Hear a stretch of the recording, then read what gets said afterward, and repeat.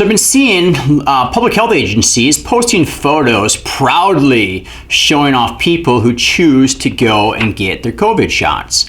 And I am proudly not getting the COVID shots, which it's my choice.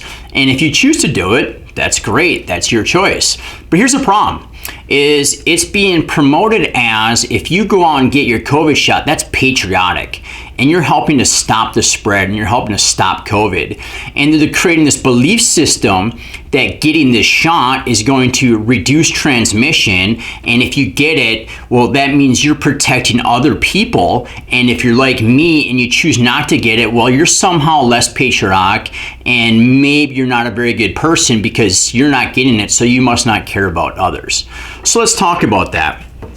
With the shot, they'll also proudly post, your public health officials, that it's safe and effective. Let's talk about that. First, let's go effective. Effective at what? Now again, it's being promoted as it's effective at protecting others, right? So I'm a class, was it the 1A health provider, so I qualify to run out and get it, and I'm not doing it. Because what is it effective at? If you actually look at the studies, the only thing that this shot does is reduce the severity or length of symptoms of COVID, right? It does not stop you from getting SARS-CoV-2, which is different from COVID-19, nor did the studies even look at or attempt to look at if it reduced transmission at all.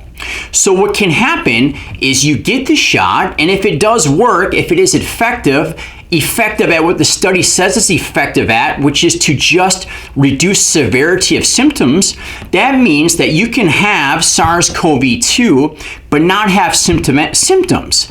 Now, if you're someone who really takes care of themselves and is truly healthy and gets SARS-CoV-2 without symptoms, you're labeled an asymptomatic carrier.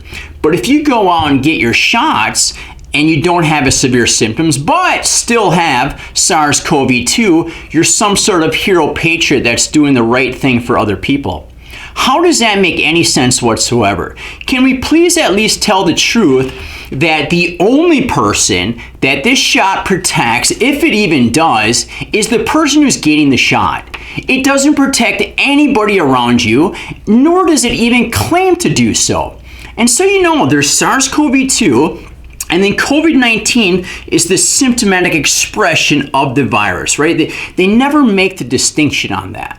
Okay, and then effective and safe. So safe at what? So say, well, the odds or the risk of getting hurt from the COVID shots are very small. You know what's smaller? My chances of actually dying from COVID. It is 0.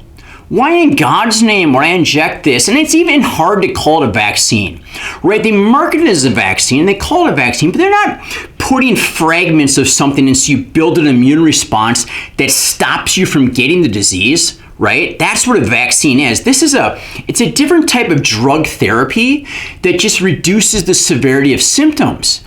But they call it a vaccine because they know the belief system in the word vaccine is very, very strong. Plus, if it's a vaccine, you can't sue the company for liability. But anyhow, the odds of me dying from COVID, that's the whole purpose, right? Why are we doing this? To prevent deaths. Effective. You know what the studies didn't show at all? A reduction in deaths, which I'm going to come back to, but they didn't, not a single reduction of deaths in the study. So the assumption is that it's going to reduce, and God hope so. Like, I hope that it reduces transmission and that it reduces deaths. But as of now, there's no evidence to prove that, which also annoys me to say, like, well, I follow the science. Here's the science. And if you don't believe it, I'll post some links below in the comments section where you can watch detailed explanations on numbers in science and lockdowns and masks and the whole 9 yards, and try and debate it, right? Try and argue the science. And the next thing says it's safe. Well, people are going to be killed by this shot, for sure, 100%. There isn't a damn drug out there, aspirin, penicillin, you name it, that for some people, they don't have a severe reaction and die. But it's for the greater good, right? So what does the greater good mean? That we're willing to kill some people to save others. So the question I always ask is, how many people need to be saved for me willing to sacrifice my daughter? It's a very, very tough question. And I hate the greater good and to claim it's safe. Safe for what? For how long? right? There are no long-term studies, so how can you possibly claim it's safe long-term? And here's what they already did, because this is brilliant, is you have the control group in the study, then you have the vaccine group.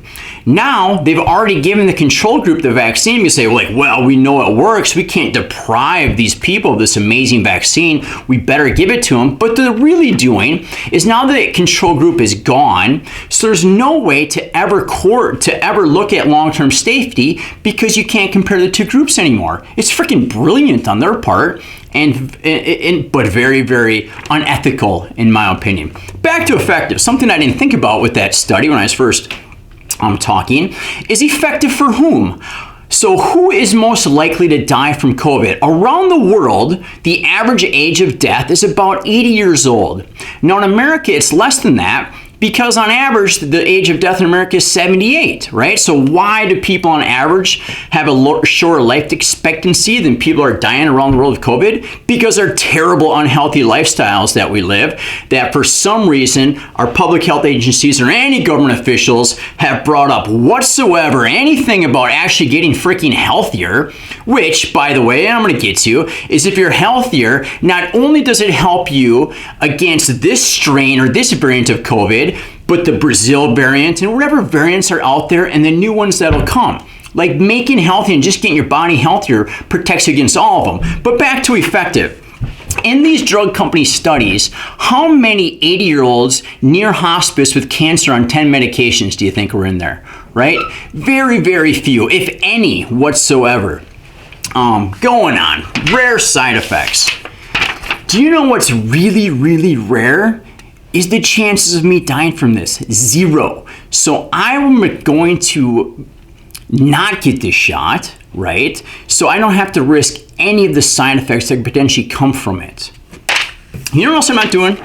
I'm not getting the flu shot either, right? You notice that thing has just disappeared this year? They won't even test for it? It's like, well, why is that? Why would you run out and get this if it's non-existent? So they want you to get, right, to be, healthy.